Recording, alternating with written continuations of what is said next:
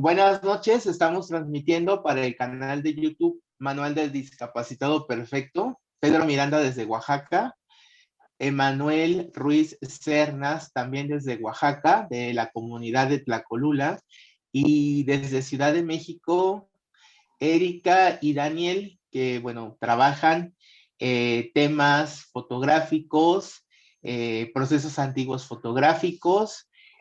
Yo los conozco a través de una amiga que también hace procesos antiguos fotográficos y que de pronto me ha hablado de los procesos que hace Erika y Daniel dentro de un colectivo que ellos tienen, y bueno, en el que pues de pronto a mí me ha interesado siempre intentar hacer cianotipia, pero por alguna razón nunca he podido.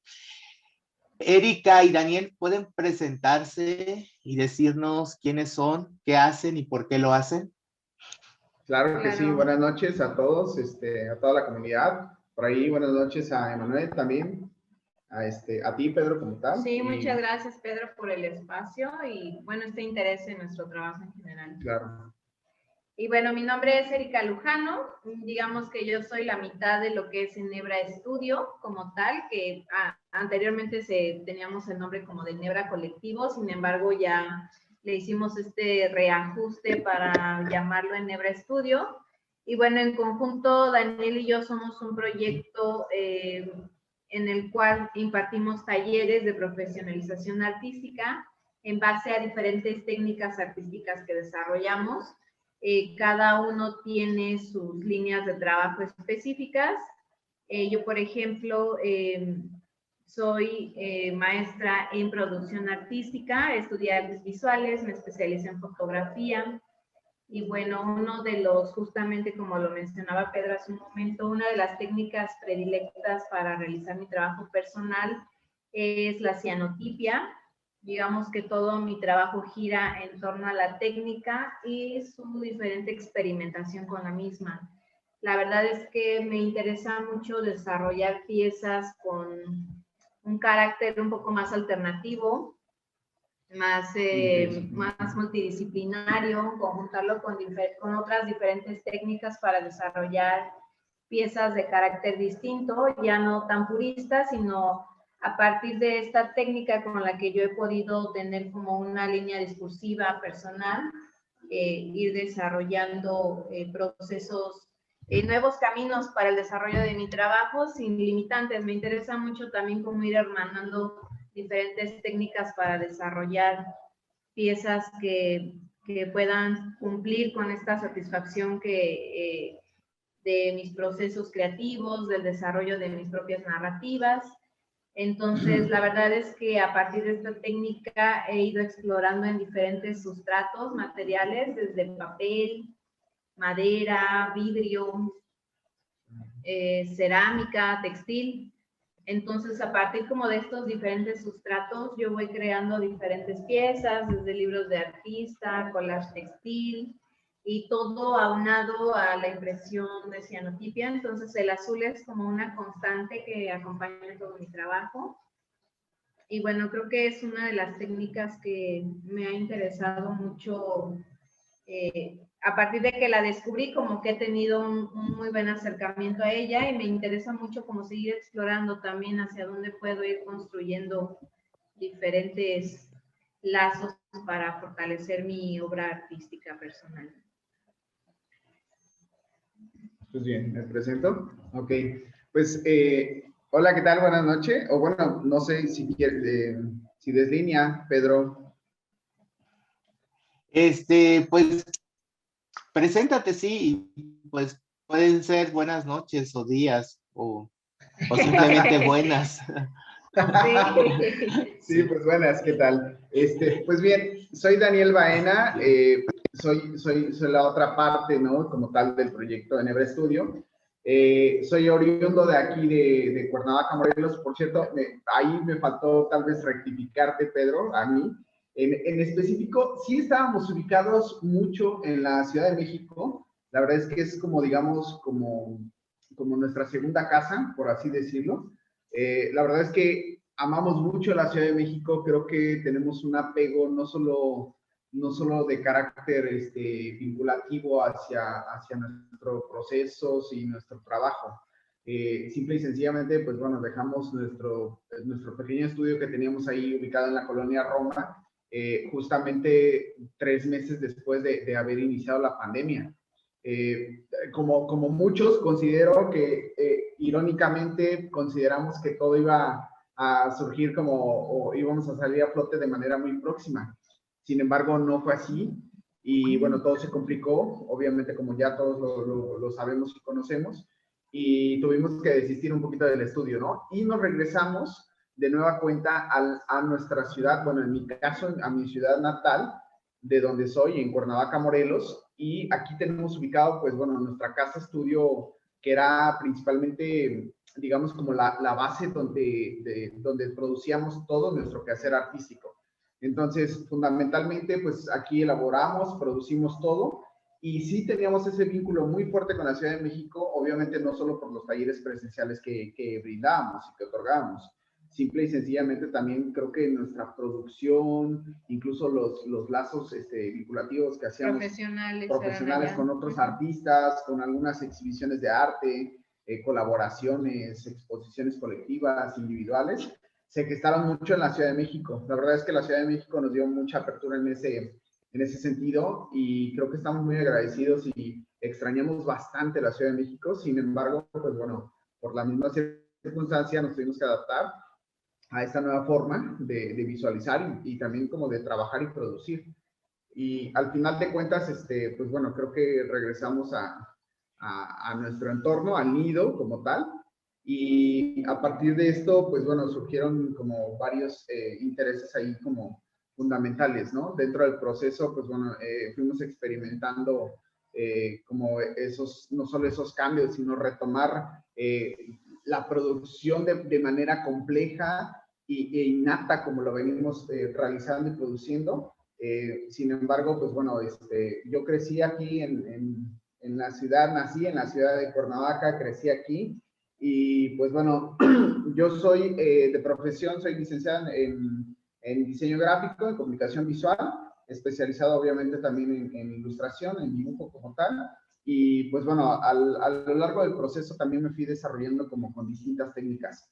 Creo que dentro de mi postura como personal e indagatoria dentro de mis procesos artísticos, creo que yo podría decir que mi disciplina mater literalmente ha sido el dibujo. A partir del dibujo comencé a desarrollar distintos proyectos y enlaces artísticos hacia lo que era ya la manera como más pura respecto a la introspección que yo realizaba en mi trabajo, en mi obra, y con los temas que a mí me interesaban, ¿no? Que incluso algunos de ellos pues me incomodaban, incluso me generaban ahí como una cosquilla como muy interesante. Y pues bueno, dentro del proceso, pues bueno, yo manejo técnicas como dibujo, pintura. Últimamente también he estado involucrado con la cianotipia debido a que actualmente yo lo que estoy haciendo son procesos explorativos a partir de la técnica fotográfica antigua, utilizándola como medio pictórico, así como tal. Entonces, lo que hago es que con las emulsiones químicas, obviamente hago un juego de medios tonos, altos contrastes y demás, para elaborar directamente pintura como tal, con la emulsión sobre distintos soportes. En este caso, para mí creo que uno de los soportes predilectos desde hace ya muchos años siempre ha sido el papel. Entonces, a partir del papel he ido desarrollando como distintos proyectos como también de índole más multidisciplinario, interdisciplinario, que a mí en lo personal como me satisface muchísimo, ¿no? Y creo que también retomo un poquito lo que dijo Erika, creo que esta parte en donde como que amalgamamos de manera como muy nata, muy natural, porque tanto ella estaba interesada como ir mezclando, ir experimentando y hacer como una mezcla y mezcolanza ahí muy interesante, incluso muy irracional, tal vez hasta cierto punto. A mí en lo personal también me interesaba muchísimo eso, ¿no? Explorarme y no quedarme como con ese sentido purista de las técnicas, ¿no? Ni siquiera del dibujo, ni siquiera de la pintura como tal, como yo la conocía y la fui aprendiendo y explorando. Entonces, a partir de esto fui desarrollando como muchas piezas que pues tienen un carácter y una índole totalmente multidisciplinaria, ¿no? Fui desarrollando y a lo largo del proceso fui también explorando con realización de tintes naturales. Los tintes naturales, obviamente, pues en México hay un aprendizaje ancestral muy interesante, muy indagatorio y que es muy profundo el conocimiento a partir de ello, ¿no? Entonces, yo llegué justamente a los tintes naturales, obviamente por mucho el conocimiento de lo que era toda la indumentaria textil, pues obviamente pues toda la aplicación de los tintes, de los teñidos naturales que se hacían sobre los textiles mexicanos, para mí de alguna manera me atrajo mucho porque indudablemente siempre he sido como un artista más como con tendencia monocromática. Siempre me ha gustado mucho el contraste, el blanco y negro, ¿no? Esta parte como más simbólica de la parte monocromática. Indudablemente, creo que a partir de la vinculación del color a mi obra, creo que funge la parte muy importante de los tintes naturales, ¿no? Dentro de ese proceso. Entonces, para mí también hacer como este indagatorio entre procesos que de alguna manera eran ajenos uno a otro, o que tal vez no se habían mezclado como tal, o no había había más bien marcado una disyuntiva, ¿no? Entre si eso es pintura, si eso es dibujo, si eso es fotografía. Entonces, para nosotros desde un inicio siempre fue como, bueno, a mí no me interesa tanto eso, ¿no? No me interesa que me cataloguen como a lo mejor como un dibujante, como un pintor, como tal. O solo en una disciplina, ¿no? O que me marquen literalmente etiquetas, ¿no? Sobre una disciplina u otra. Entonces, siempre creo que fue ese juego interesante, ¿no? Entre pues, explorar, arriesgar un poquito, siempre estar marcados también a base del error. Creo que a nosotros nos fascina justamente eso, ¿no? Cometer hasta ciertos errores, porque de esos errores han surgido cosas muy, muy interesantes. Y obviamente la obra ni se diga, ¿no? En ese sentido. Ok. Oye, Erika,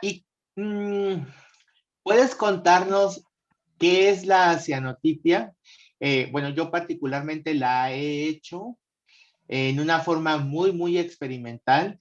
Como dice Daniel, aplicando la de ensayo, error y otra vez error. Me ha quedado muy bien, yo creo, pero definitivamente pues hay personas que la hacen con un estilo muchísimo más puro en cuanto a la técnica, pero también son procesos que ya casi no se sabe de ellos. Entonces, si puedes contarnos qué es, si sabes un poco de la historia, cómo la trabajan ustedes. Claro, sí.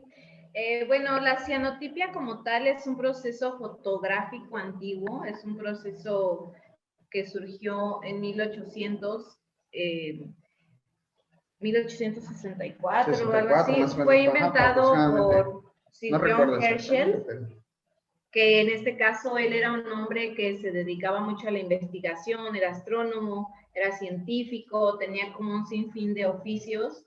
Y bueno, él se dio cuenta que él descubrió más bien que algunas sales fotosensibles al mezclarlas hacían una fórmula, una emulsión fotosensible que servía para él. Lo que buscaba inventar era un proceso que ayudara a obtener copias positivas de los negativos fotográficos.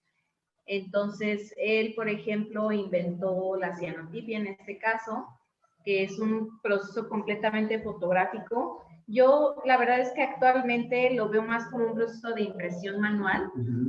Me interesa más desarrollarlo como en este sentido, ya no tanto de carácter fotográfico como tal, sí apoyarnos de la fotografía para obtener nuestras impresiones, pero también la cianotipia, al ser una emulsión fotosensible que se expone a la luz solar, te permite registrar un montón de objetos distintos.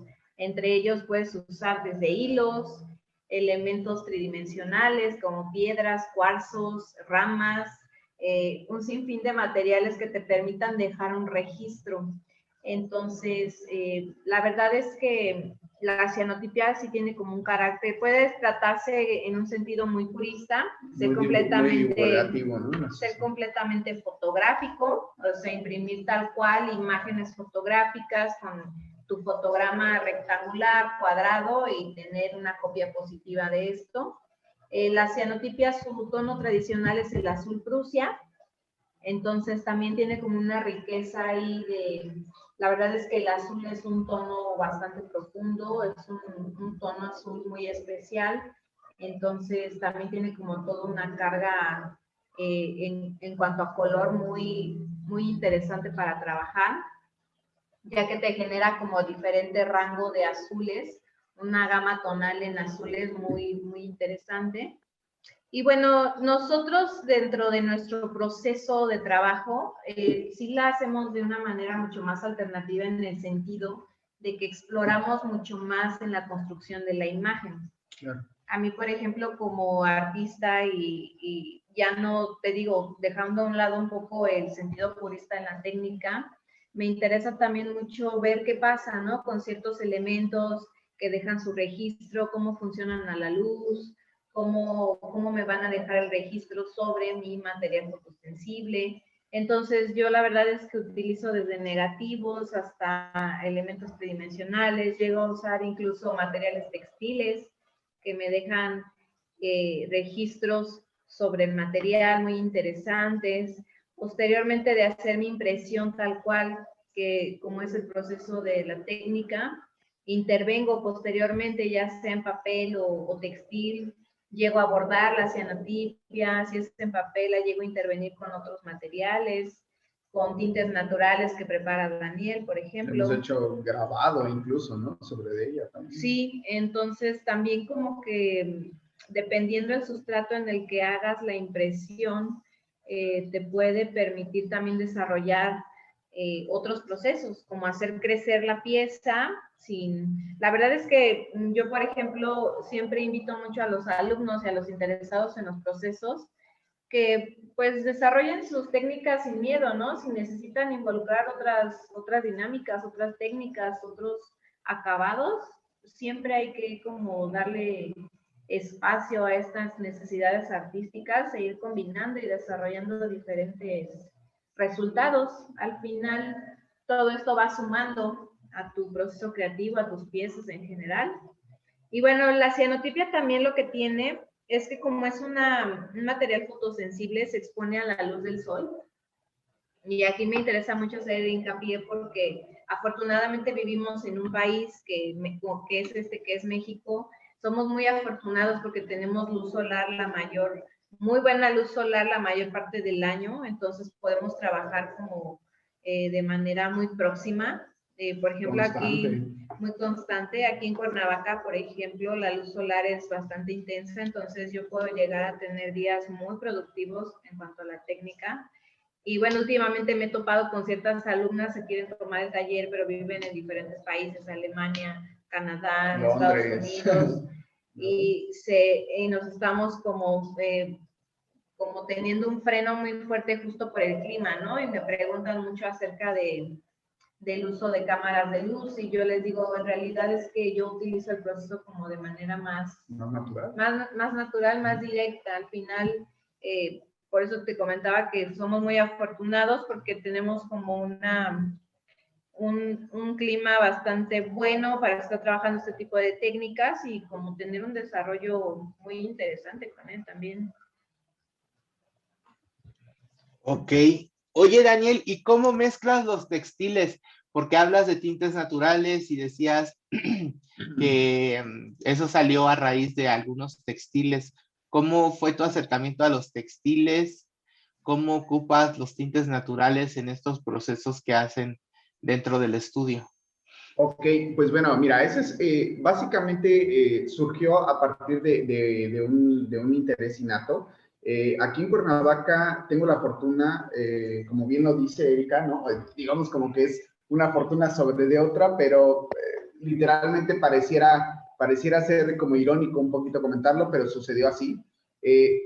Actualmente la casa y el estudio que tenemos aquí en Cuernavaca, Morelos, es la casa en donde yo habitaba cuando yo era infante, cuando era niño. Entonces, aquí vivían literalmente mis papás, mis hermanos y demás.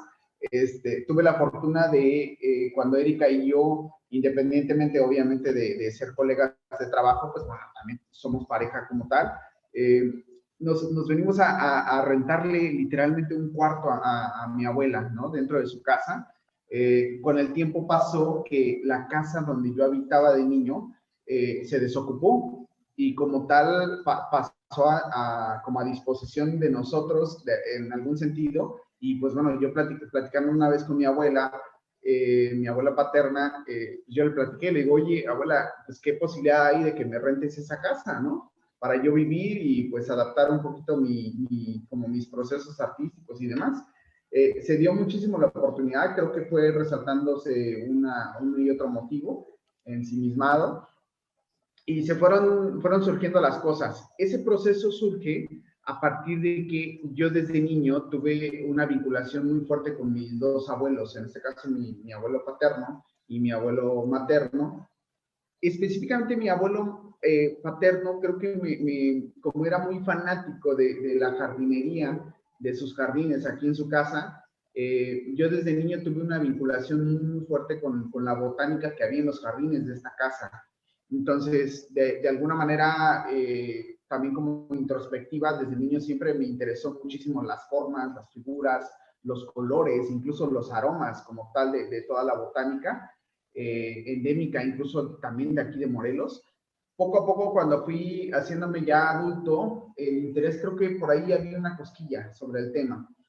Comencé a investigar y a hacer mis propias pinturas con algunas vallitas, que es las vallitas estas de cinco negritos.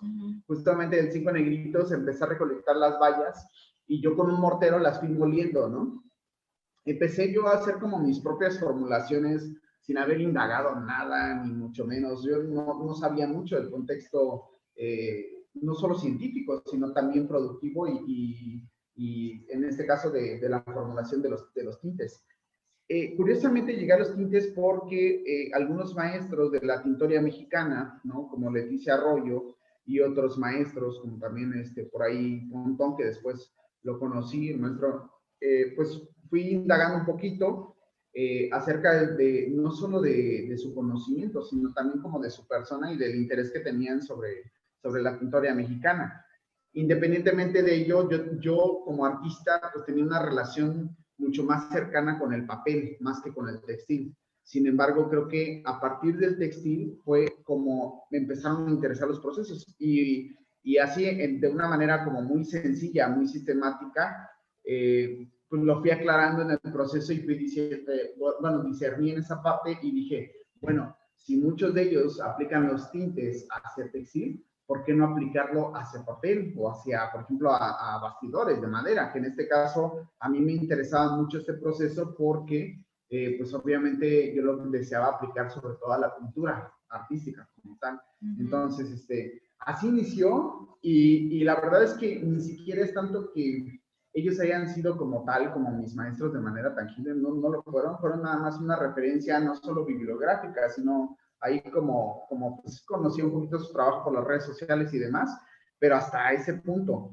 Comencé yo a explorar con muchos de los tintes que yo tenía literalmente como a mi disposición, de manera como muy cercana, y comencé a hacer mis propios tintes, mis propias tintas. A partir de ese proceso, pues bueno, yo las empecé a aplicar directamente sobre pintura. Empecé a explorar y me di cuenta que, pues bueno, había varias formulaciones para generar agentes que de alguna manera funcionaran como fijadores.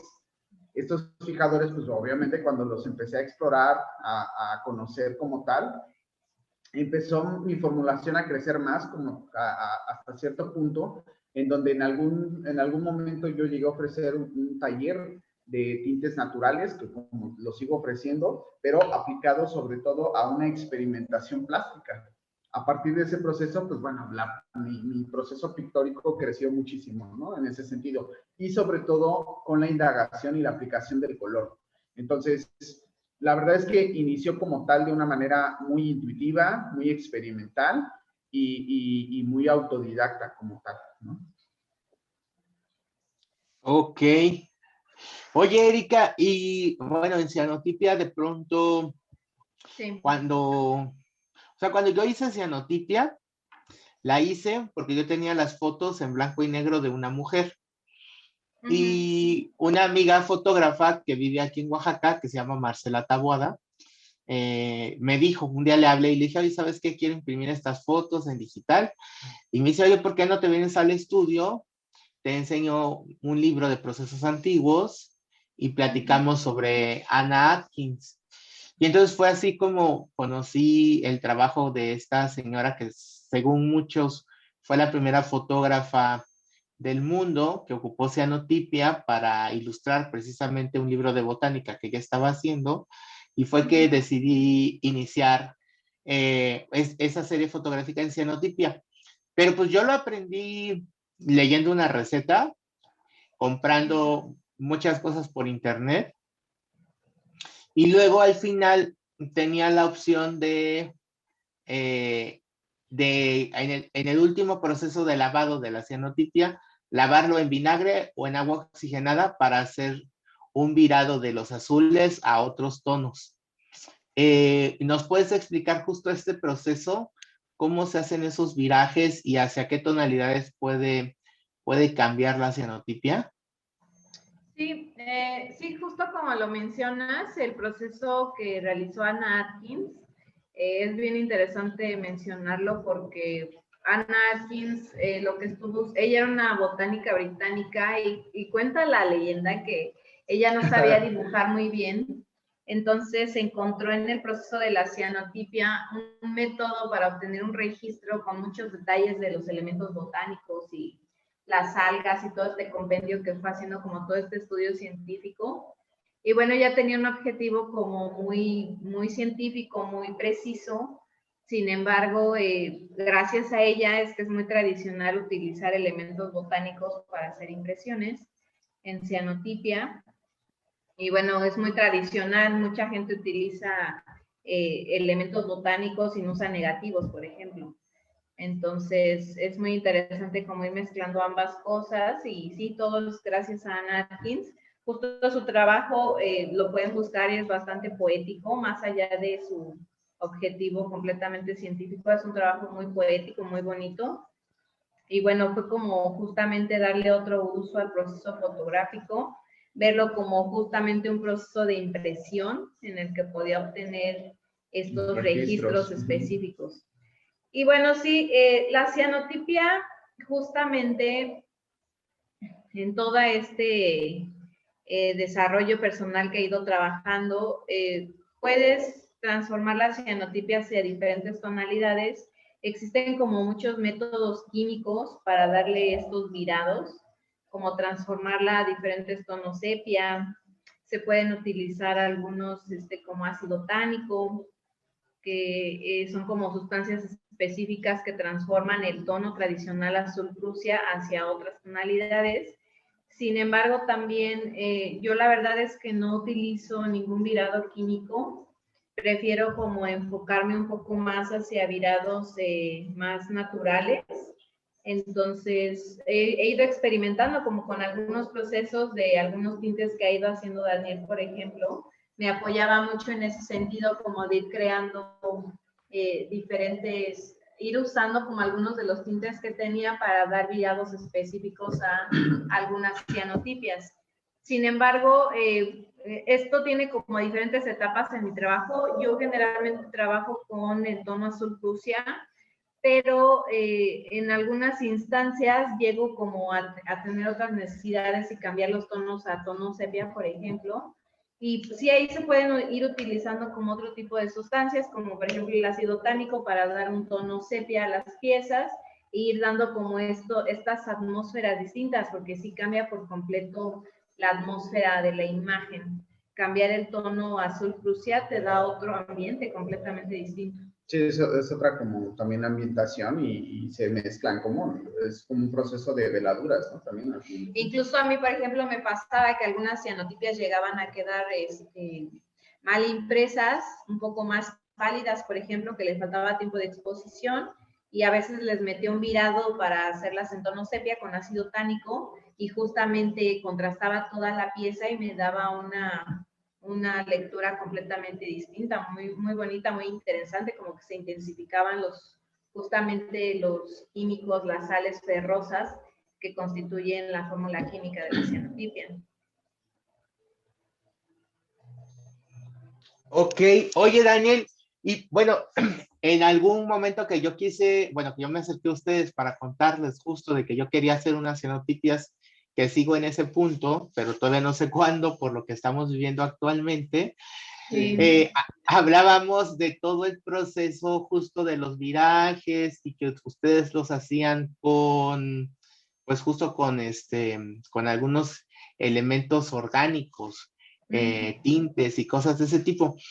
Ahorita que escucho a Erika, justo nos habla de estos ácidos y yo después de mis cianotipias tomé un taller de cianotipia justo en el Centro Fotográfico Manuel Álvarez Bravo aquí en Oaxaca y el maestro que nos daba cianotipia de pronto ocupaba muchísimos químicos, entre ellos recuerdo mucho que ocupaba ácido muriático, o sea, ocupaba una cantidad de químicos para humectar el papel, para hacer que el papel hiciera no sé qué cosa. Si querías un viraje hacia los tonos púrpuras, ya te pedía que le aplicaras una solución de oro a la emulsión de la cianotipia. Y mi pregunta es, Daniel, ¿todos estos efectos los puedes lograr con los tintes naturales también sin necesidad de ocupar tanta cosa tan agresiva? Sí, claro, claro, Pedro. Justo que creo que tocaste también un tema interesante. Al final de cuentas es una pregunta muy bien ejecutada y elaborada porque curiosamente hemos llegado a resultados no solo similares o muy parecidos, sino que incluso sorpresivos dentro del proceso. Creo que la abundancia también y creo que la parte benéfica de los tintes naturales es que recordemos que muchos de los tintes naturales como tal tienen procedencia orgánica. Al tener procedencia orgánica, están constituidos también no solo por minerales, sino por agentes que son vitaminas, incluso sales. Por ejemplo, estamos hablando, por ejemplo, uno de los fijadores naturales podría ser, por ejemplo, que yo he usado en algunos teñidos o en algunos tintes, baños de tinte, por ejemplo, es la cáscara de plátano. La cáscara de plátano contiene mucho tanino, como tal, de manera natural, y sin necesidad de recurrir, como tú bien lo mencionas, a agentes químicos que son de procedencia directa y como tal, y al final de cuentas creo que estamos también como remitiendo a no ejecutar una utilización también sumamente agresiva de agentes químicos que no solo nos afecten directamente al que está produciendo las cianotipias como tal, o la combinación de ambas, ¿no? Sino que también de alguna manera estamos haciendo un proceso un tanto más orgánico, más natural,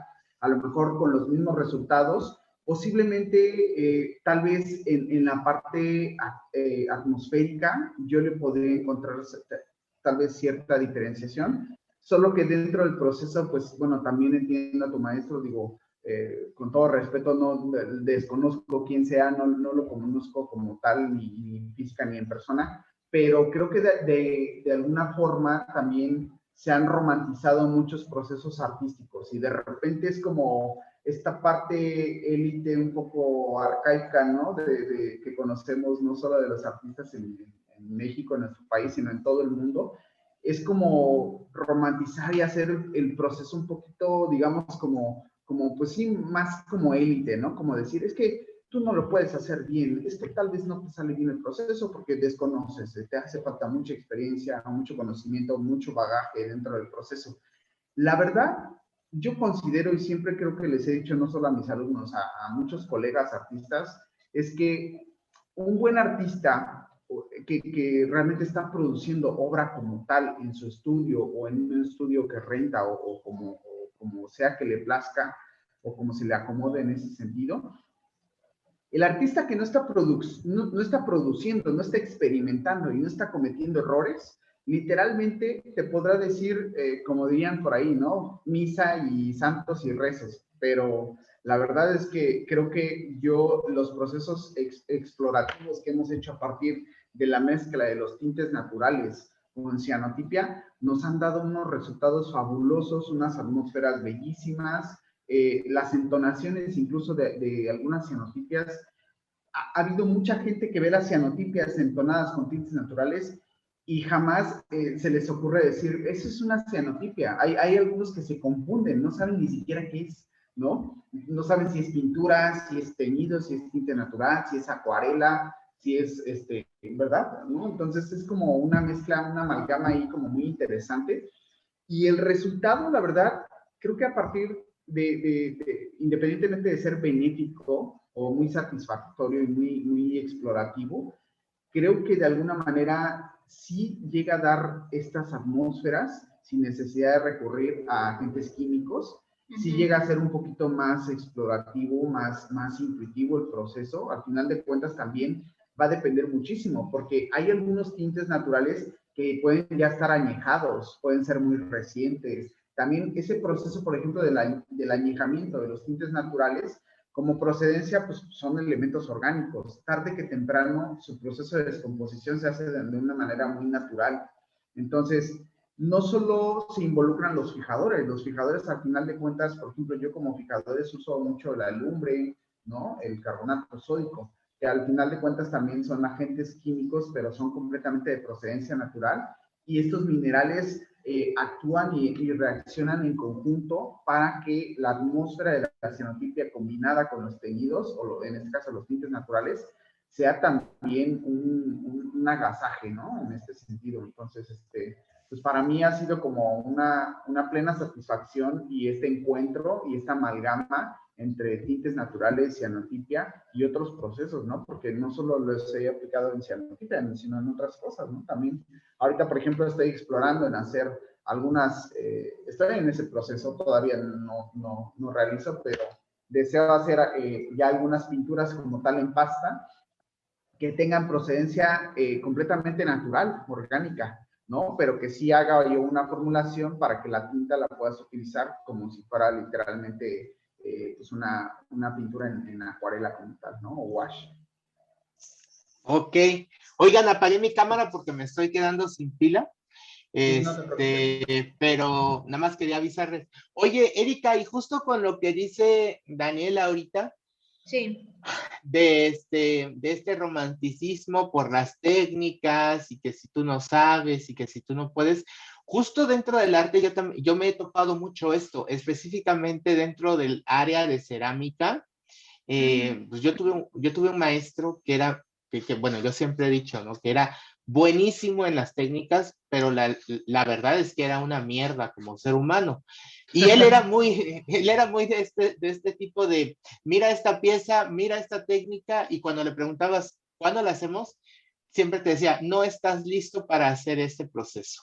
Y todo el tiempo era así, era bien frustrante. Pero también en cianotipia me pasó, porque cuando yo inicié con lo de la cianotipia, pues aquí en Oaxaca no conseguías el citrato férrico amoníacal verde, ni el otro químico, ¿cuál es? El ferricianuro de potasio. ferricianuro de potasio. Ajá, no había cómo conseguirlos, y entonces un tipo que daba cianotipia en una universidad me contactó porque supo que yo andaba buscando químicos para cianotipias. Yo le quise pedir su fórmula para compararla con la fórmula que yo tenía del libro de esta Marcela Taboada, y no me quiso dar su fórmula. Me dijo que no, que esos procesos de mezclas de químicos, pues casi era un proceso alquímico, peligroso, explosivo, que no cualquiera podía hacer. Y Ay, no.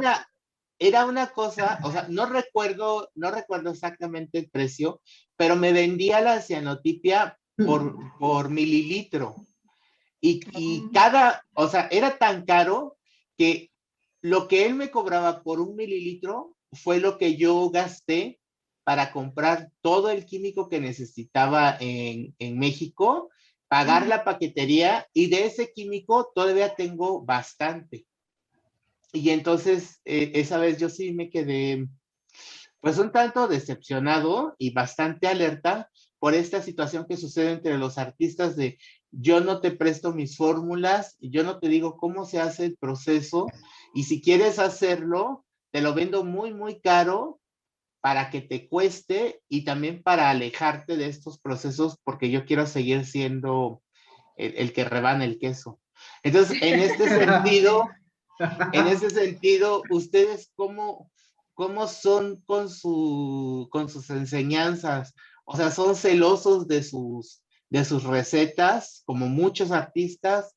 ¿Sí son abiertos a compartirlas? Y también la pregunta más importante, ¿qué tan caro es actualmente hacer una cianotipia? Bueno, sí, la verdad es que también en todo este mundo de este proceso y los procesos fotográficos como tal, pues sí hay como un poco, algunos maestros tienen mucho recelo por la forma en cómo se preparan los químicos, pero la verdad es que... La fórmula la puedes encontrar hasta en internet. Sí, o sea. la fórmula puede estar preparada como en diferentes proporciones, pero siempre es muy parecida, entonces tampoco es que sea el hilo negro, un misterio, Claro. ¿no? En realidad, si tú te pones a investigar a fondo, en cualquier libro de procesos fotográficos antiguos encuentras cómo preparar la solución. Lo que nosotros, por ejemplo, en este caso que impartimos los talleres y los alumnos se acercan a nosotros para tener como toda esta asesoría precisa de cómo preparar, cómo desarrollar, qué sustancias se usan, qué no. Nosotros tratamos de ser muy abiertos porque también a la vez necesitamos que se acerquen a hacerlo de una manera precisa y segura.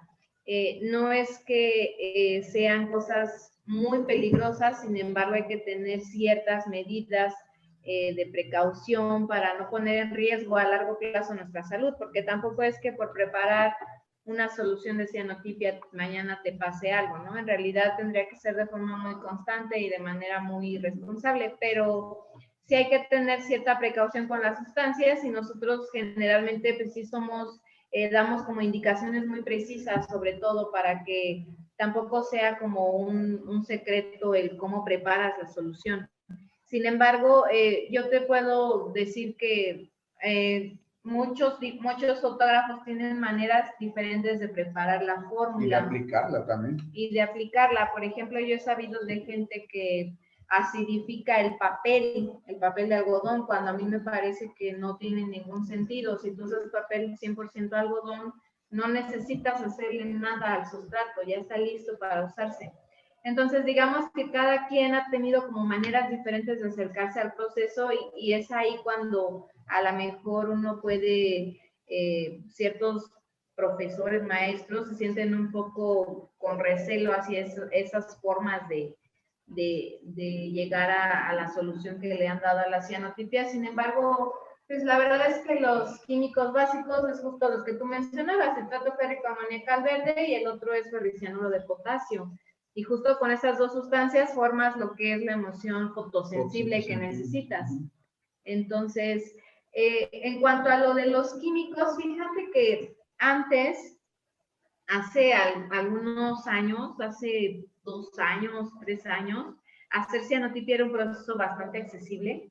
Encontrabas los químicos de manera también muy próxima, sobre todo en Ciudad de México era muy fácil de conseguir todo.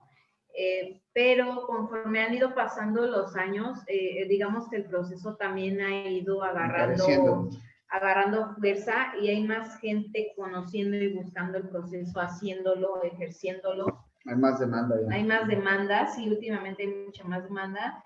Y en este último año, un poquito antes de que empezara la pandemia, justamente los químicos empezaron a escasear mucho. Y actualmente, hoy en día, conseguir los químicos para hacer cianotipia es un poco más complicado de lo habitual. Y más costoso. Y si llegas a conseguirlos, el precio subió un 70% más. 70-80%.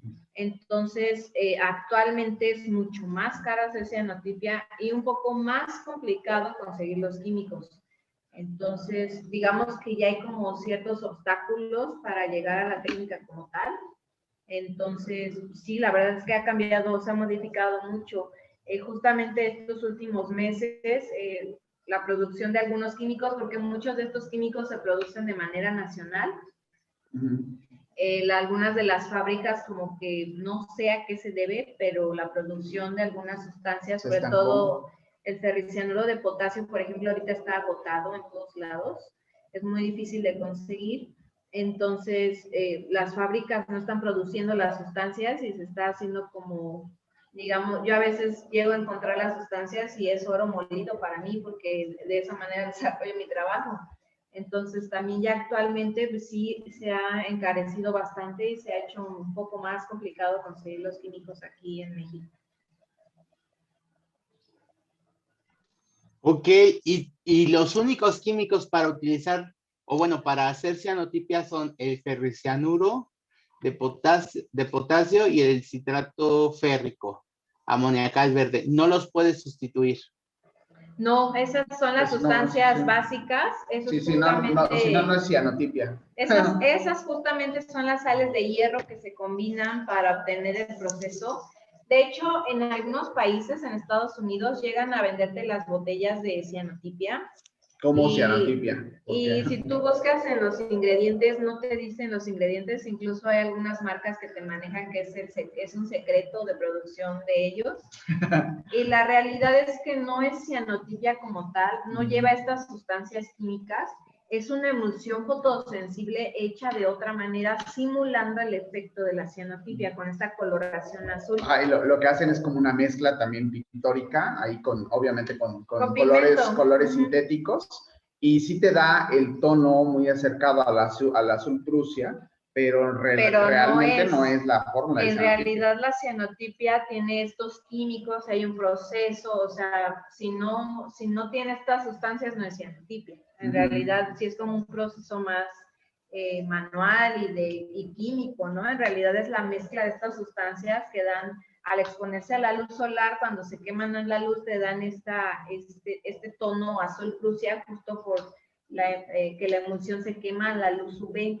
Entonces, sí hay como todo un proceso químico que se desarrolla para tener este proceso. Y sí, en algunos países te manejan como estas sustancias, pero no es cianotipia, es como una imitación tipo cianotipia. Ok. Oigan, y, por ejemplo, yo ya compré mi cianotipia, ya la tengo, y qué cuidados son los que le debo dar a la cianotipia. Y pregunto esto porque fue en el 2013 cuando yo me metí a hacer cianotipia de forma muy, muy experimental y todo. Y hubo una chica justo de una universidad que me estuvo apoyando porque se supone que ella hacía cianotipia.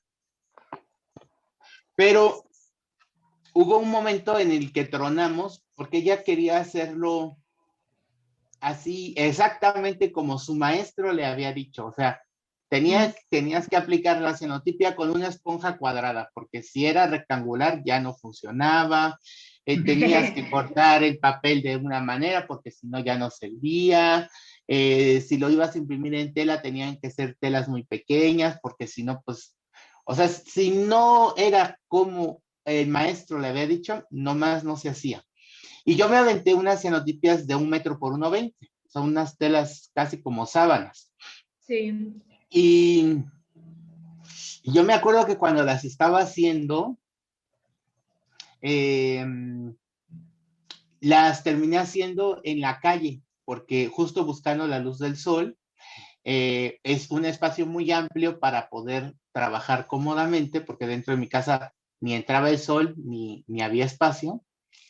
Y una de mis vecinas se acercó y me dijo, no, pues, ¿qué hacen? Y yo, pues, le expliqué y me dijo, no, pues, si quieres yo te las lavo. Al final, ya después del último paso del vinagre y todo, pues, te las lavo porque veo que es mucho trabajo y no sé. Y entonces yo le dije, sí, pues, te voy a pedir el favor. Y le di el jabón, neutro, de este jabón en polvo, sin cloro, sin nada. Ajá.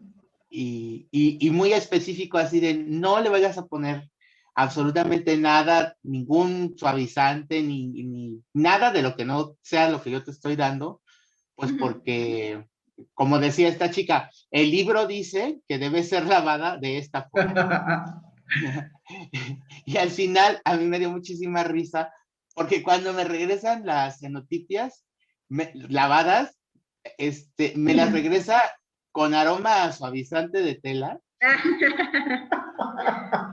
Y le digo, oye, es que le echaste suavizante. Y dice, no, dice, es que el jabón que me diste es muy corriente y yo le puse jabón con aroma y le di un tallón con jabonzote y además, pues al final le eché libre enjuague para para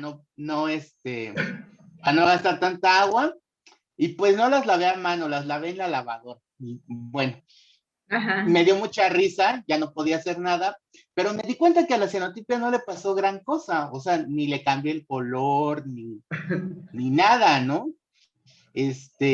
Por eso pregunto, ¿cómo es el cuidado ya que tienes una cianotipia?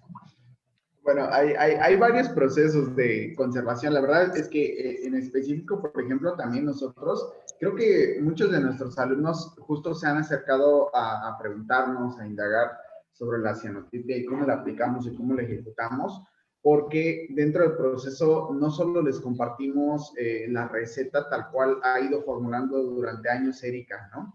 Que específicamente sí ya es una fórmula que ella ya ha cuadrado más como a su antojo y a su medida y a su aplicación como tal. Y esa misma fórmula es la que les hemos compartido a todos nuestros alumnos como tal en los talleres.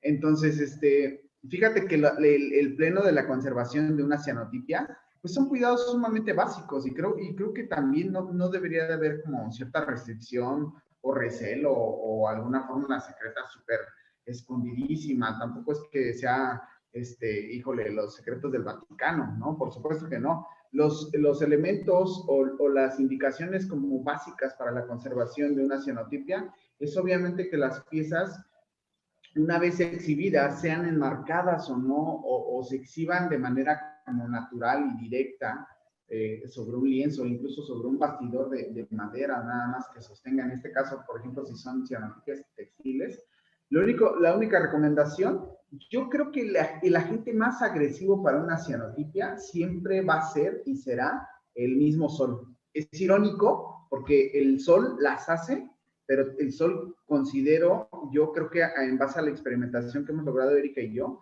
que el sol es también el único ser poderoso que pudiera destruir como tal una cianotipia o literal cambiarle de color de manera como sí muy visible, ¿no? Muy tangible. Y de ahí en fuera, creo que los fundamentos básicos de una conservación es obviamente que si sea de papel o sea de textil, que esté bien conservada, que no esté en un lugar donde no haya humedad, que esté libre de humedad, que esté libre también de agentes de polvo, que no haya muchas corrientes de aire que puedan de alguna manera como integrarlo, o más bien amalgamar ahí capas de polvo. Obviamente también exhibirlas en un lugar en donde tal vez no haya luz solar directa como tal. Entonces, sí, las piezas de cianotipia siempre son como de interior. De interior, de preferencia. Nunca pueden estar como en exterior, porque como lo comenta Daniel, justamente el sol las crea, pero también las destruye por completo. Lo que hace es irlas aclarando e ir perdiendo como esta tonalidad que ya tenemos sobre el sustrato. Entonces, son como las nociones básicas. Y la verdad es que te he de compartir que como artista, por ejemplo, yo que he aplicado óleo acrílico con los mismos tintes naturales, es el mismo problema de conservación. O sea, curiosamente, el sol es uno de los factores fundamentales para que una pieza se vaya degradando o destruyendo gradualmente con el tiempo. Creo que recurrentemente el sol ha sido como, es chistoso porque la luz solar crea también la parte de los colores que conocemos como tal. A partir, por ejemplo, de la luz solar se genera la fotosíntesis en los elementos naturales, en las plantas, y a partir de esas plantas también se esclarecen como tal las moléculas de color para poder extraer el tinte natural. Entonces, a mí me pasa en ese mismo proceso. Entonces, es curioso porque la luz solar hace esos colores y la luz solar también puede degradar esos colores, los puede destruir poco a poco, como tal. Pero justo ya que lo mencionas, de los detergentes y los suavizantes que puedes aplicar, por ejemplo, dentro de toda esta experimentación de ir cambiando el tono azul, pues mucha gente usa cloro, carbonato sódico como agentes aclarantes para hacer diferentes atmósferas en algunas zonas de las piezas, o utilizan estas sustancias para aclarar la cianotipia y meterle un virado químico. Entonces también es interesante porque a raíz de estos procesos como a lo mejor de error por haber lavado algún textil con cianotipia o algún papel y usaron de repente estas sustancias, se dieron cuenta que también funcionaban como aclarantes de algunas zonas, pues también a raíz de eso es como se puede ir también experimentando, ¿no? Con el proceso, a raíz de este tipo de errores como clásicos, puedes ir encontrando como otras funciones y como tú lo mencionas, justamente el uso de algunos elementos, pues no es que modifiquen por completo el resultado o azul Prusia. Sin embargo, si se siguiera lavando de esta manera en lavadora con detergente y suavizante, sí irías perdiendo cada vez más tono. O sea, es como de manera... No, inclusive, ¿no? O sea, vamos a hablar dentro de un contexto, por ejemplo, de la conservación del textil. Los textiles contemporáneos no son tan resistentes o no tienen tanta calidad o fidelidad como los tenían hace, ¿qué te gusta? 40, 50 años. Entonces estamos hablando que la industria textilera también ya no se maneja bajo los mismos estándares, ¿no? Que hace 40, 50 años. Entonces, por ejemplo, un detergente, sea biodegradable o no, o de estos comerciales que encontramos en cualquier supermercado o tienda o demás, pues con el tiempo obviamente vamos a ir degradando, ¿no? En algún momento, por ejemplo, un alumno me dijo, es que ¿cuál es el proceso de durabilidad de una cianotipia? ¿Qué diferencia tiene, por ejemplo, con durabilidad de una serigrafía, un fotolito, en este caso, por ejemplo, un giclé impreso en papel de algodón con tintas a base de carbón y demás? Le digo, es que va a depender mucho, no solo de los materiales con los que se elabora la pieza, va a depender también mucho de los sustratos que se estén utilizando. Y del uso, por ejemplo, del uso, claro. Todas estas piezas que hizo Anna Atkins, que se conservan en los museos, se convirtieron en libros como tal, están vivos hasta nuestros días, y es porque justamente ella utilizó papel 100% algodón. Entonces sí, también el uso del sustrato del material es importante porque eso va a prolongar su vida pese a todas las situaciones, ¿no? Que de repente, o sea, Anna Atkins, por ejemplo, creó todos estos fotogramas con elementos botánicos y se convirtieron en un libro que se estuvo revisando y se volvía a releer, etcétera. Entonces, pasó por muchas manos seguramente antes de convertirse como en un preciado objeto de museo. Y está intacto hasta nuestros días. Entonces, también toda esta parte de la conservación de las piezas tiene que ver mucho también con la calidad de los materiales que usamos. Que se utilicen, la calidad también de la imagen. Por ejemplo, a nuestros alumnos les hemos dicho, ¿no? De los acetatos como tal, ya puedes generar acetatos muy convencionales o utilizar ya fotolitos que son de alta calidad, de alta gama, que obviamente te van a perdurar más y vas a poder reproducir infinidad de piezas a partir de ellos, ¿no? Entonces, recuerdo mucho una anécdota que justo Erika, yo acompañé en una ocasión a dar una conferencia a la Facultad de Artes en Pachuca, y estaba dando su conferencia. Al final, casi al finalizar la conferencia, hubo obviamente este juego de preguntas, ¿no? Y respuestas a partir de los alumnos de la Facultad de Artes, y hubo una chica, si no mal recuerdo fue chica, que hizo una pregunta de qué tan peligroso pudiera ser la utilización de una prenda o de un objeto realizado a partir de una cianotipia. Y Erika le contestó, pues es que va a depender mucho del sustrato que tú utilices y de cómo lo utilices y qué tanto le vayas a dar esa utilidad a ese objeto como tal.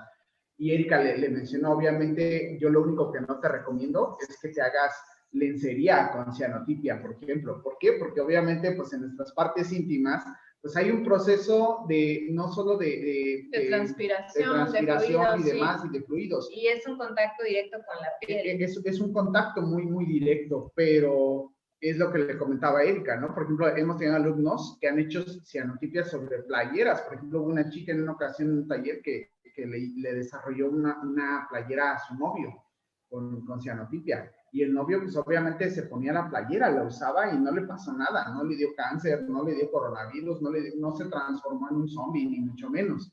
Entonces, curiosamente, eso le opinó Erika a esta chica en la conferencia. Y a mí me pareció curioso porque de manera inmediata, la moderadora, curiosamente, era la que dirigía creo que me parece ser que como esa cátedra, ¿no? De cianotipia en la Facultad de Artes. Y puta, haz de cuenta que entró, quitó la palabra a Erika y pues les dijo, no, pero bueno, lo que les acaba de decir Erika, tengan mucho cuidado porque están usando químicos y es altamente peligroso. Es sumamente peligroso que lo vayan a usar para prendas utilitarias, que eso no se debe de hacer y que no sé qué. O sea, de alguna manera, a mí me cayó el 20, me dio mucha risa porque estaba desaprobando un poquito la experimentación y la indagación que había hecho Erika. Y curiosamente yo te lo puedo decir, Erika, como artista como tal, no solo como catedrática, como artista lleva más de, ¿qué te gusta? 12, casi 15 años produciendo y ejerciendo cianotipia. Entonces, la verdad es que nosotros hemos usado la cianotipia como tal y no ha pasado nada, no nos ha sucedido nada, ¿no? Sí, obviamente hay medidas muy indispensables, muy básicas, pero me pareció curioso que todavía en las instituciones como tal sigan teniendo como esta educación un tanto más arcaica, un tanto más de no lo hagas así porque lo estás haciendo mal, ¿no? Me pareció como chistoso y a la vez como me causó un poco de enojo, no porque le haya quitado la palabra a Erika o a lo mejor haya demeritado lo que había compartido Erika con la chica, sino por lo que les están compartiendo, lo que les están negando de conocimiento a esos alumnos, a esas nuevas generaciones. Y para mí me parece sumamente interesante porque, puta, pues les estás quitando esa chispa, esa inquietud por querer explorar a partir de la cianotipia. O sea, si le estás diciendo casi no hagas eso porque te vas a quemar, te vas a morir, te va a pasar esto, te va a salir esto. O sea, no, yo creo me parece irónico. Yo creo que en ese sentido ese comentario de... Sí, él estaba sobre... No, yo considero que más bien es como estas pautas que tienen ciertos maestros para que la técnica no se salga del estilo purista. Exacto. Y que los alumnos no experimenten más allá. Yo te puedo mencionar, por ejemplo, Pedro, que mi trabajo como tal, en un principio yo fui muy experimental con la técnica y fui desarrollando muchos procesos que la gente decía, no, eso ya no es cianotipia, ya no se puede considerar cianotipia. Y la verdad es que como yo estaba fuera de institución y era independiente, no me importaba mucho como que acreditaran mi trabajo como tal. Sin embargo, cuando la misma institución empezó a llamarme para conferencias, para darle a los alumnos, es cuando entendí que también ya trataban como de abrir un poco el panorama, de ya no ser tan puristas, porque también los mismos alumnos están buscando otras alternativas, otros caminos, y entonces ya ellos podían de alguna manera validar lo que yo estaba haciendo. Entonces, de repente también, en este sentido de las opiniones diversas, pues iba a haber maestros con los que te encuentres, te digan, no hagas eso porque eso no es válido, no está bien, no se debe hacer. Pero es también como en este sentido de seguir encasillando el proceso en la técnica purista, ¿no? Que no se salga de ahí, que no se salga de un proceso fotográfico sobre papel y nada más. Y la verdad es que, pues sí, yéndose a diferentes sustratos y diferentes caminos, puedes tener un sinfín de oportunidades artísticas y creativas y ya no preocuparte tanto por pertenecer a una disciplina, ¿no? Ya tenerlo en técnica mixta. Otra cosa que te comparto, Pedro, y que al final de cuentas también es algo sumamente importante para nosotros, no solo como artistas y como talleristas. Creo que Enebra también se ha destacado porque de alguna manera también en la impartición de nuestros talleres siempre nos ha sido preponderante dar pie a la voz propia de cada uno de nuestros alumnos. Y siempre les recalcamos, para ser artista tienes que desplegar, tienes que abrir esa voz propia, tienes que arriesgarla, exhibirla, mostrarla como tal. Si no, no hay un proceso de narrativo, no hay un hilo conductivo que me establezca un estilo propio como artista. Entonces, si nos acercamos a métodos puristas, lo único que vas a hacer va a ser una reproducción, una réplica como tal, ¿no? Y hay muchos, Pedro, hay muchos en el medio que hacen cianotipias con plantitas, la neta, ¿no? Y ya ni siquiera para decir nombres, porque puta, de artistas hay muchísimos y en todo el mundo, no solo en México. No, pero yo no creo que esté mal hacer con plantas, simplemente es como el primer descubrimiento, pero a partir del primer uso del material, también tienes que ir cuestionándote qué otro tipo de elementos puedes usar. De elementos, como dice Daniel, qué tipo de narrativas quieres hacer. O sea, también la cianotipia te ofrece tener un soporte en el cual puedes contar un sinfín de historias aunado a un sinfín de materiales distintos. Entonces, también es muy interesante que sea un proceso abierto, que lo veamos como un proceso en el cual puedas experimentar. Incluso yo siempre veo la cianotipia como una técnica que te permite construir imagen de maneras muy diversas y eso tiene un proceso creativo muy potente. Incluso la gente que, por ejemplo, a veces llega a nuestros talleres y no conoce la técnica, a mí me emociona muchísimo más porque sé que la van a usar de una forma más abierta. No van a estar encasillados en este cliché de lo que tiene que ser. Sí, se quitan a un lado los estereotipos que hay habitualmente y pues creo que crean a partir de esta intuición de manera más natural, sin remordimientos, sin prejuicios. Entonces, creo que surge un proceso ahí natural mucho más interesante. Sin embargo, nos ha tocado de todo tipo de alumnos y la verdad es que en su gran mayoría han sido muy excelentes alumnos, muy indagativos. Nos encanta siempre escucharlos, saber cuáles son sus intereses, sus inquietudes y que a partir de las técnicas que nosotros les enseñemos desarrollen proyectos sumamente personales. Eso para nosotros es una explosión en sí misma, ¿no? Entonces, para nosotros sí ha sido fundamental e importante recalcarles que un artista no se hace en base a las técnicas ni a los materiales, se hace en base a lo que vayas explorando a partir de tu línea discursiva, tu hilo narrativo y todo tu ser como tal para poder exhibirte y explayarte no solo a partir de algunas técnicas o ciertas técnicas o disciplinas artísticas, sino incluso en la mezcla de muchas de ellas. Entonces, creo que eso es un tema muy interesante y muy relevante porque creo que en las instituciones de alguna manera se siguen sesgando, ¿no? Ciertos parámetros de ciertas técnicas y obviamente pues el carácter divulgativo sigue siendo hasta cierto punto purista, ¿no? Sí, pero sabes, justo hablando del purismo y de justo de la experiencia que vivieron en esta universidad, es que pasan dos cosas que yo he vivido como aprendiz de arte, y es que muchas veces tú estás con tus maestros. Vuelvo a caer con este maestro ceramista y con mi maestro de cianotipia, en donde yo me acercaba a primero al ceramista y le decía, oye, ¿y qué pasa si yo mezclo esto con esto? Y era de, no puedes hacer eso porque no está en el libro, no es la técnica, no es el estilo puro de la cerámica. Y en esos años yo decía, bueno, pues tiene razón, o sea, no podemos romper la técnica o la tradición. Y a la siguiente exposición, este señor presentaba sus esculturas súper innovadoras con las mezclas que yo le había dicho que si podía hacer yo. y me daba cuenta que vilmente se robaban mis ideas. Y él las presentaba como algo innovador, algo que él había estudiado durante mucho tiempo. Y yo decía, bueno, ¿qué le pasa? O sea, si yo se lo dije hace 15 días y ahora resulta que lleva años en el estudio o sea, ¿por qué hacen eso? No, ya mucho tiempo después me di cuenta que no es específico de una persona o de un artista.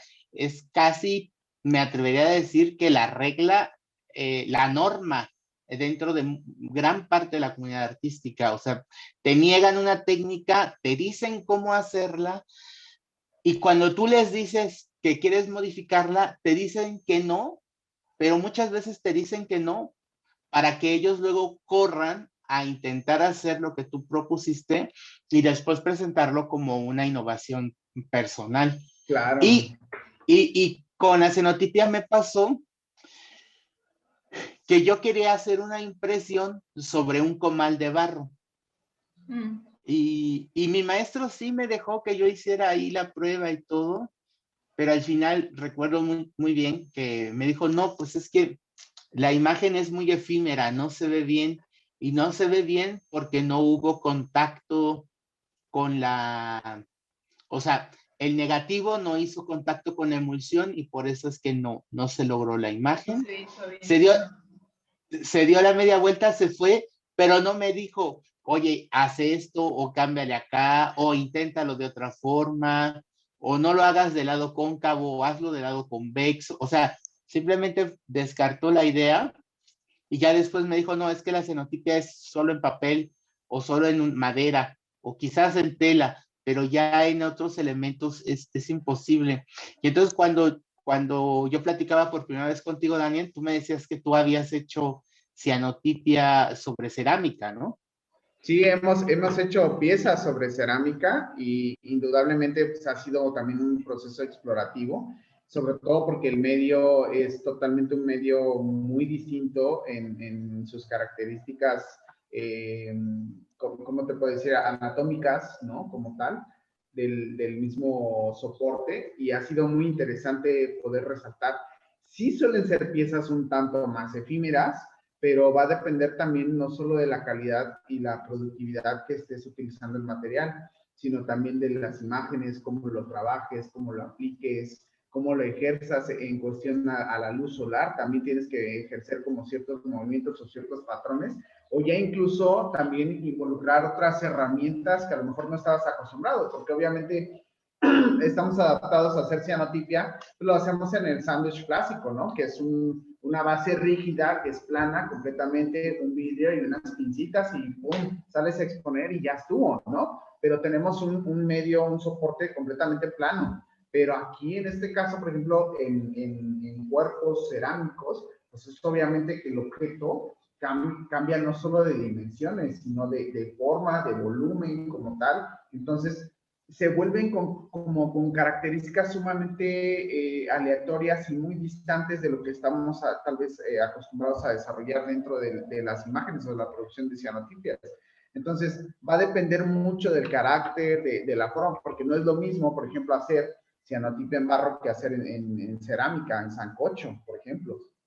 Entonces, cada proceso, cada evolución del proceso del sustrato que vayas utilizando va a ir cambiando en cuanto a sus características, no solo técnicas, sino también físicas.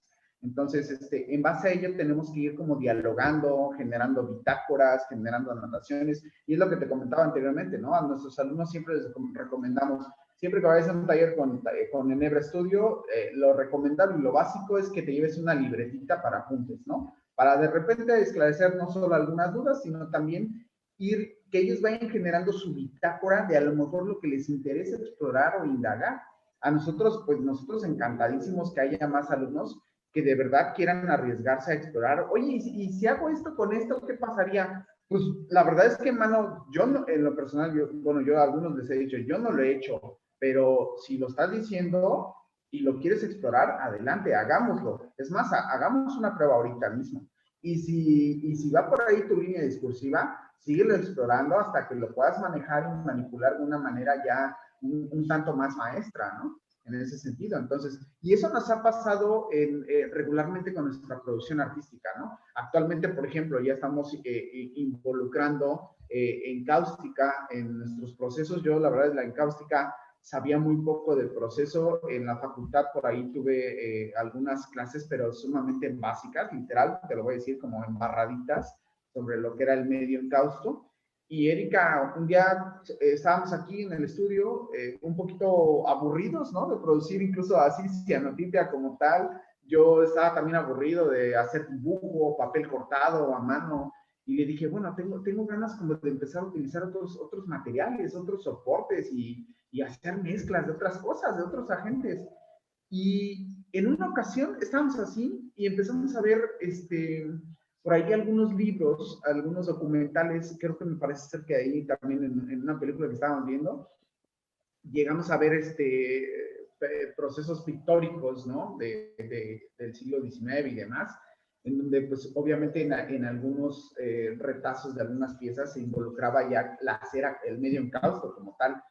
Y en algún momento vimos un documental por ahí en Netflix que era sobre los hallazgos que se habían dado en una zona arqueológica por ahí en Egipto.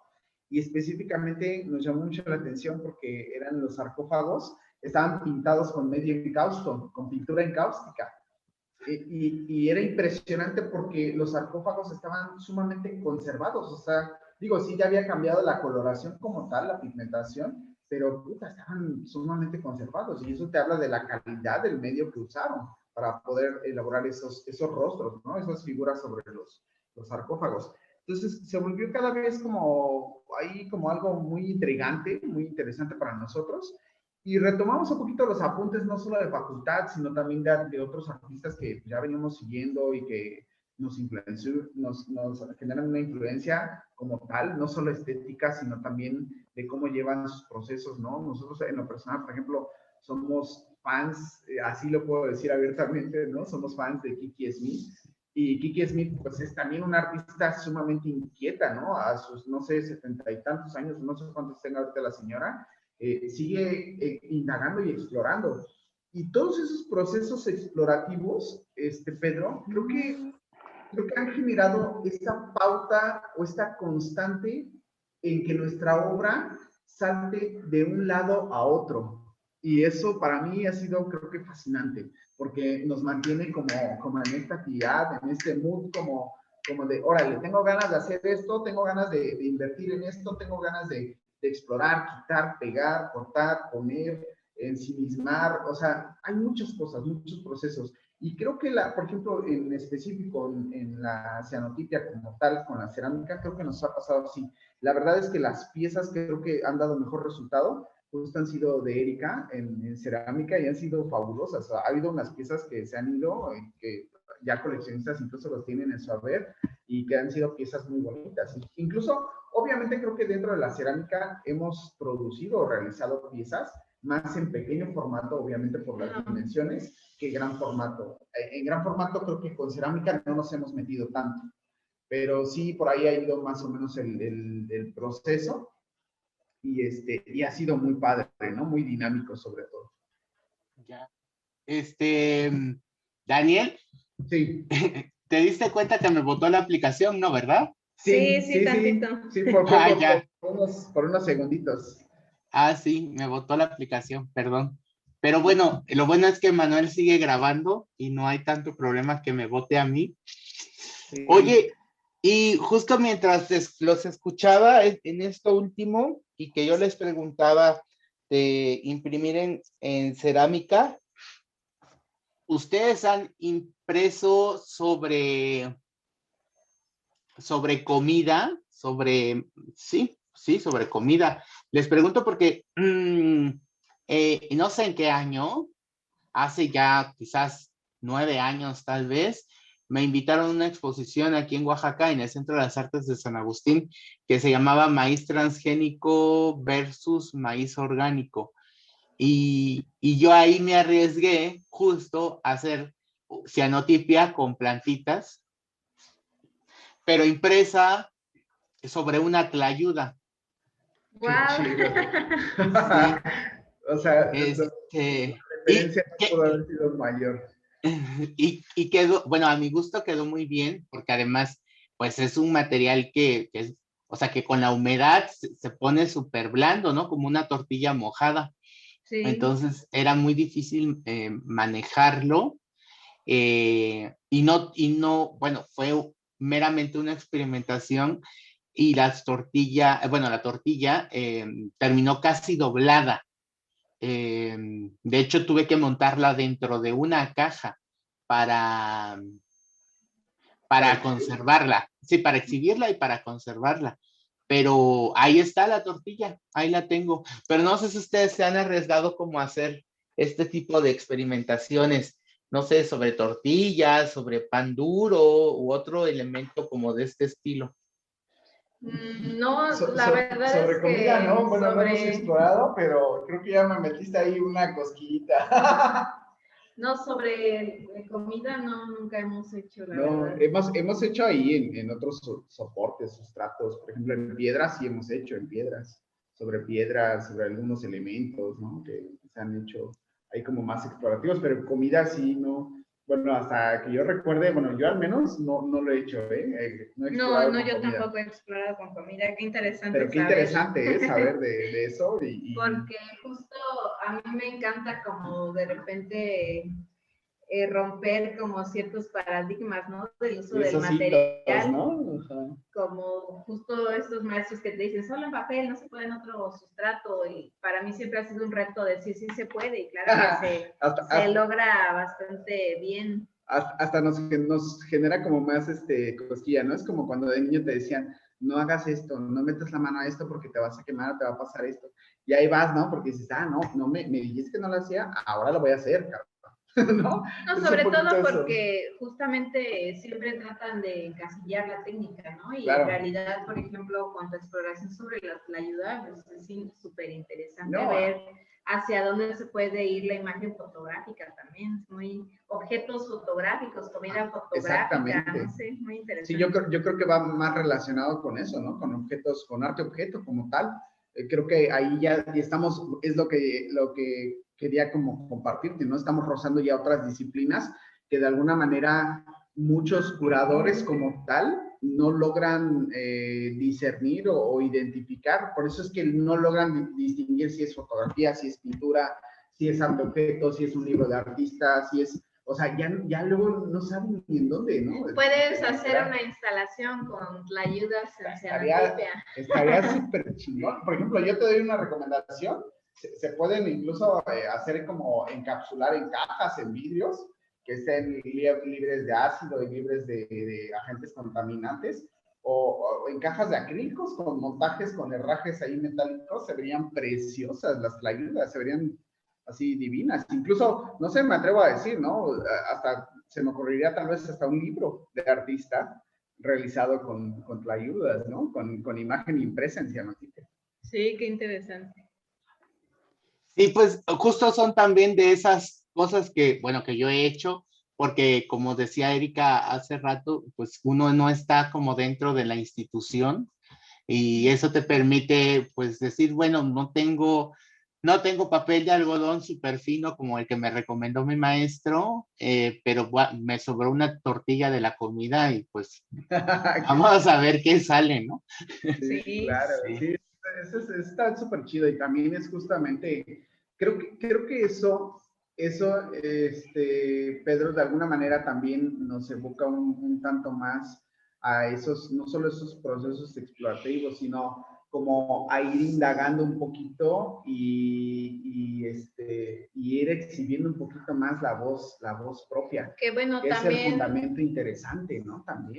También algo que me parece ahorita que lo mencionas, también no debería ser algo solo que podamos hacer los que estamos fuera de institución, ¿no? Yo creo que todo lo contrario, siempre que exista alguien enseñando algo, él mismo debería cuestionarse todo el tiempo hacia dónde más puede llegar.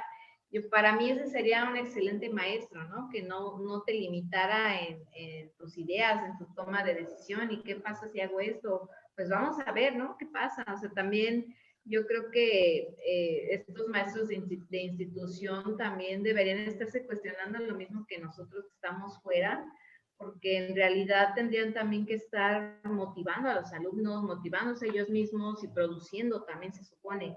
Y es un poco lo que no pasa en la institución, ¿no? Que algunos maestros es no más son fácil, productores de arte. No son productores y es más fácil decir no se puede, no lo voy a intentar, no tengo ganas. Y no es que no lo puedan, Pedro, simplemente y sencillamente es que no lo han hecho nunca. O sea, y es lo que alguna vez estábamos platicando con otros amigos, otros colegas, que en la institución se acostumbra, por ejemplo, aquí en la Facultad de Artes de Morelos, la verdad, o sea, es triste saberlo, pero es la neta, o sea, los maestros que están dando clases actualmente literalmente son muy recientemente egresados de la misma Facultad de Artes. Entonces, ¿tú cómo le puedes otorgar a las nuevas generaciones un nivel de experiencia y de calidad, no solo sistemática y artística en esos procesos, y una experiencia como con maestros que no solo saben de esos conocimientos, de esas técnicas, sino que también los han llevado a la práctica con su obra? Hay en México, generalmente las instituciones no tienen este tipo de maestros. Son maestros que nada más saben la técnica, saben el conocimiento, pero no son artistas activos, no son artistas productivos como tal. Entonces, es triste saberlo, pero la verdad es que en México las instituciones, yo creo que la gran mayoría tienen muchos maestros de este carácter, ¿no? De esta índole. Y no quisiera juzgarlos porque les agradezco. Hay muchos muy buenos que tienen muchos conocimientos, pero sucede esto, que ya cuando lo llevas a la práctica o la exploración o quieres ir un poquito más allá de la técnica, suceden estas limitantes o estas barreras, ¿no? Que son casualmente pues muy obvias, ¿no? Por lo mismo. Ya. Oigan, chicos, ¿y qué tanta cianotipia puede uno comer? Hablando también de soportes de comida. No, les pregunto porque igual en este proceso del 2013 de mis cianotipias, pues llegó un punto en el que emulsionar telas tan grandes con esponja pues no era como viable, sobre todo porque yo tenía el tiempo encima para una exposición que iba a hacer. Y agarré y prácticamente industrialicé el proceso. Y entonces me subí a la azotea de una amiga y en las noches emulsionábamos con estos aspersores que ahorita todo el mundo ocupa para desinfectar. Bueno, yo los ocupaba para cianotipia, para ir emulsionando, sí. Entonces pasaron dos cosas bien locas, que como era al aire libre, a veces disparábamos y el viento me regresaba la cianotipia directo a la boca. Entonces, sí, 2, 3 veces terminé comiendo cianotipia.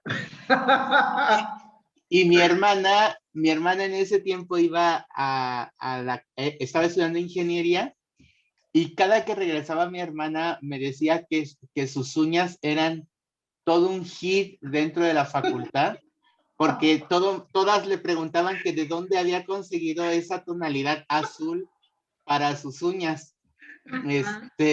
Y mi hermana les decía que se había pintado las uñas con cianuro, pero nunca le creyeron. Pero era que la cianotipia les había penetrado así súper cabrón la uña. Ay, no sé, cabrón. Qué chistoso, qué padre también hasta cierto punto. Digo, pues, ¿qué más prueba te puedo dar, Pedro, que pues sigues aquí con nosotros, ¿no? O sea, sigues vivo, sigues vivito y coleando y no te pasó nada. Digo, no te he visto porque no nos has sacado la lengua, pero seguramente ya la tienes azul. Pero bueno, es como parte también como de estas experiencias como de producción que suelen pasar como estos pequeños bloopers internos, ¿no? Dentro de estos procesos. Y qué padre saber esto, ¿no? Porque al final de cuentas, por ejemplo, lo que me explicas de tu hermana, ¿no? Que se le impregnó la emulsión fotosensible sobre las uñas y que llevaba un azul sumamente interesante que en ninguna estética se lo pudieran haber realizado. Pues es fascinante saberlo, pero creo que va más allá de eso. Creo que, por ejemplo, los sustratos que tienen un carácter completamente orgánico como tal, pues al final de cuentas la uña lleva un proceso completamente natural y orgánico, pues ya te diste cuenta que es un buen soporte para impregnar, ¿no? Por ahí llegamos a ver en alguna ocasión un artista que se ponía la emulsión fotosensible en su piel, en sus brazos, en sus manos, ¿verdad? Y se hacía cianotipias como tal. Obviamente, pues eran cianotipias efímeras, que en un proceso de menos de 2 días, pues bueno, ya la cianotipia había desaparecido, pues obviamente el artista procedía a limpiarse como tal la piel, pero por ahí en alguna ocasión tuvimos una alumna que su esposo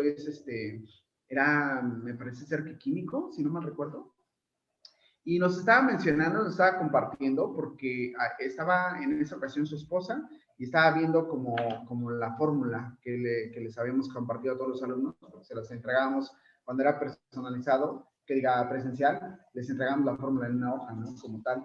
Y él estaba leyendo la fórmula sentado ahí cerca de la plática donde estábamos interactuando con la alumna, y él nos estaba compartiendo que pues los químicos como tal que se usan para la fórmula de cianotipia, pues no, realmente no son altamente corrosivos o dañinos para el ser humano. Incluso nos estaba mencionando que algunos incluso se usan para procesos de gastronomía o de preparación de alimentos, incluso. Y dice, es lo que nos decía él, o sea, esto no representa un peligro severo para el ser humano, incluso para los animales. ¿Con qué quisieran cerrar?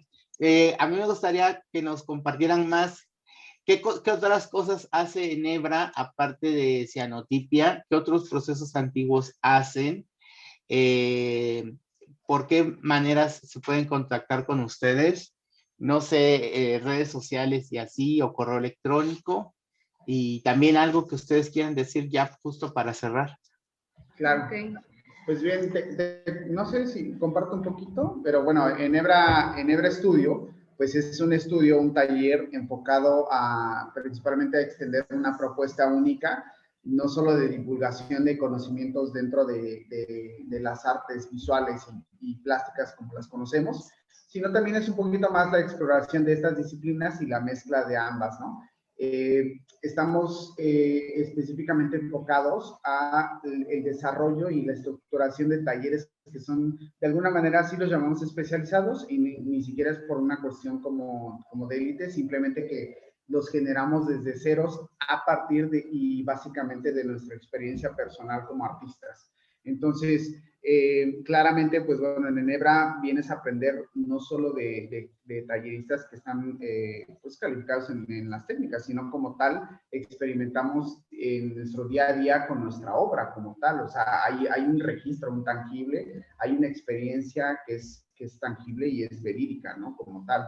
Entonces, a partir de eso, pues bueno, desarrollamos estos talleres y los hemos ido claramente pues divulgando, ofreciendo e impartiendo. Ya a lo largo de Enebra tiene impartiendo talleres más o menos como 9 años, y también pues asimismo nos hemos enfocado a que generar un espacio en donde se funge no solo un proyecto colectivo como tal o de divulgación a través de las artes, sino también generar esta amalgama divulgativa y también de difusión y comercialización de la obra de ambos artistas que generan el proyecto. En este caso, pues obviamente de la obra de Erika y de Daniel. Y en este caso, por ejemplo, en este año particularmente hicimos ahí algunas modificaciones porque ya le dejamos claramente toda la parte divulgativa y de impartición de talleres en Enebra, y nos hemos enfocado más también como en nuestras carreras de manera individual, haciendo fuerza tanto a la obra de Erika como a la obra de Daniel, ¿no? De manera muy particular y muy singular, y pues creo que nos ha también beneficiado en ese sentido, ¿no? Que independientemente que conozcan el proyecto de manera sí colectiva o en conjunto, sí nos interesa mucho hacerles saber que pues independientemente de que seamos talleristas y demás, pues somos artistas, productores y demás, y la verdad es que también nos interesa mucho no solo exhibir, divulgar nuestra obra, sino también moverla y comercializarla dentro y fuera de nuestro país. Entonces ha sido también un puente muy importante el que ha desarrollado Enebra a lo largo de estos años, y creo que pues estamos muy contentos y muy felices porque ha ido creciendo y desarrollándose el proyecto a la par de pues, todas las necesidades y gustos de cada uno de los alumnos, coleccionistas, amigos, colaboradores que hemos ido encontrando a lo largo de estos años, y ha sido muy, muy satisfactorio y muy pleno el desarrollo del mismo proyecto como tal, tanto en colectivo como en individual, ¿no? Ha sido muy bonito el proceso. Y bueno, justamente no solo hacemos cianotipia, sino también manejamos otro tipo de técnicas. Por ejemplo, impartimos talleres de collage encáustico, que son técnicas plásticas combinadas con collage. Damos técnicas de collage análogo. hacemos construcción de dioramas, que son pequeñas escenas ya tirándole receptáculos artísticos, ya más enfocados hacia el arte objeto. Damos talleres de libro de artista, de libro objeto, talleres de collage textil y no sé, por ahí, tintes naturales, por ejemplo, específicamente, por ejemplo, talleres de dibujo, también doy ahí particularmente de dibujo botánico, dibujo entomológico también manejo mucho, porque dentro de mi obra pues de repente hubo una línea discursiva muy acercada hacia la parte entomológica, también muy de botánica. Técnicas de corte de papel. Corte de papel, que es algo que particularmente en mi obra se desarrolla mucho, que es papel calado a mano, con cuchillas japonesas, gringas, o las que yo me voy encontrando, ¿no? En el camino. Y todo el origen de todos esos talleres que impartimos ahorita de manera en línea, todo nuestra estructura de impartición de talleres es ahorita de forma online. Todo es a partir de técnicas que nosotros hacemos día con día en la exploración de nuestra obra artística. Entonces también yo creo que un espacio de valor muy importante para Enebra Studio es justamente que estás aprendiendo de la mano nosotros, de la experiencia que tenemos como artistas, con el uso del material, de la calidad matérica que tenemos, de esta asesoría que podemos brindarte también para el desarrollo de los diferentes proyectos. No es algo que hagamos como de manera aleatoria, sino todas estas técnicas que damos son técnicas que manejamos de manera muy cotidiana en nuestro día a día. En nuestra vez, ¿no? Y que de alguna manera también hasta cierto punto se vuelve como cada taller como una asesoría personalizada, por así decirlo.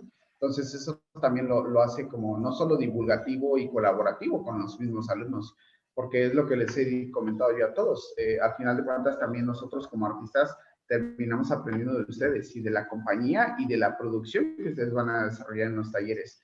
Y justamente creo que es la parte iniciática, cuando van a tomar un curso con nosotros, de ahí se siguen y les vuela la cabeza y se siguen produciendo.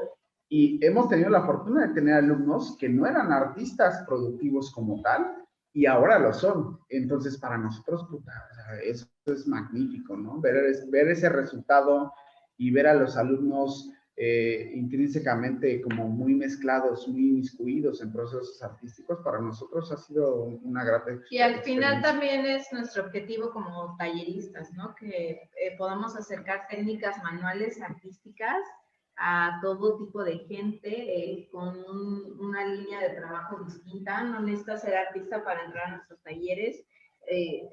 Digamos que nosotros creemos mucho en que el ser humano necesita toda esta parte creativa y manual.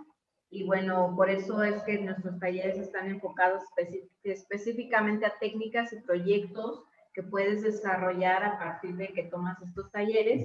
Y ese es el objetivo también, ¿no? Que uno de nuestros talleres sea como un camino iniciático para que tú desarrolles un proceso todavía mucho más amplio, ya teniendo como todo el bagaje técnico.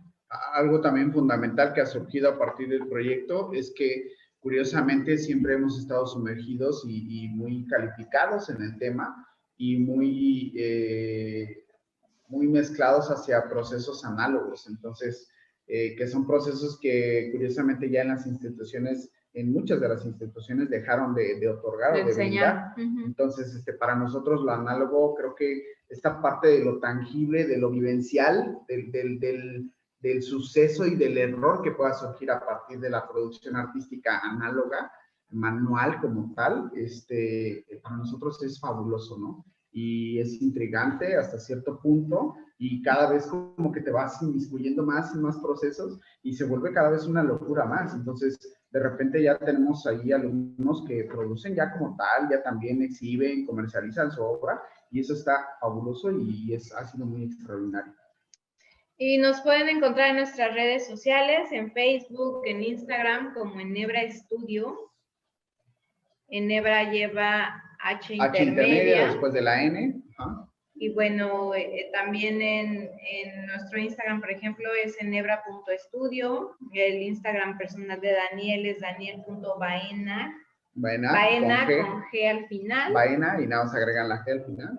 El mío de mi cuenta personal es erica.lujano, entonces pues así nos pueden buscar en las diferentes redes sociales, en Twitter, en Facebook, en Instagram. Y nuestro correo de contacto es enebra.colectivo@gmail.com. Hay cualquier duda que tengan o demás sobre talleres, cuestionamiento de nuestra obra, próximas exhibiciones, obviamente, pues ahorita ningún espacio público está abierto como tal, ni privado, y curiosamente, por ejemplo, en diciembre ofertamos ahí una venta pop-up, aquí específicamente en nuestro estudio, pero estamos por ahí pensando en unas pequeñas exhibiciones de manera muy íntima, ¿no? Aquí en nuestro estudio, que probablemente ya les daremos noticias más adelante. Ok, pues les agradezco mucho. Me gustó mucho conocerlos más a fondo, saber más sobre procesos antiguos fotográficos, específicamente sobre la cianotipia, y también saber que están como abiertos a todo tipo de experimentación, que eso es siempre bastante bueno, viniendo de talleristas, pues sí, de gente que está formando a personas que están quizás apenas involucrándose en el arte. Claro, así ha sido, y pues nada, agradecemos el espacio, sí, Pedro, muchas gracias Emanuel, por estar aquí presentes, por tener también la atención, la amabilidad y la cordura para poder llevar esto a cabo, y pues agradecemos muchísimo también y al público que vaya a estar cautivo, ¿no? A partir de esta entrevista. Sí, te agradecemos mucho el espacio y también justamente esta es una de las cosas muy positivas que trae la pandemia, como este tipo de acercamientos virtuales, claro, que nos ha permitido a nosotros también poder ofrecer este tipo de charlas, porque podemos profundizar más en la razón del por qué nuestro trabajo, por qué tenemos este proyecto, por qué damos talleres. También es como muy gratificante para nosotros tener estos espacios que podrían haber existido desde antes, pero la pandemia ha originado este tipo de espacios que son muy agradecidos. Sí, muy interesantes y también muy interactivos, ¿no? Como tal. Pues agradecemos muchísimo a Pedro, Emanuel, por su atención y su tiempo, y pues nada, muchas gracias y espero que pasen una bonita noche. Manual del discapacitado perfecto. Dirección, Pedro Miranda. Asistente de dirección, Marisol Ruiz. Diseño y animación, Andrés Milán Lara. Edición por Emanuel Ruiz Cernas. Canal de YouTube, Manual del Discapacitado Perfecto. Enero 2021.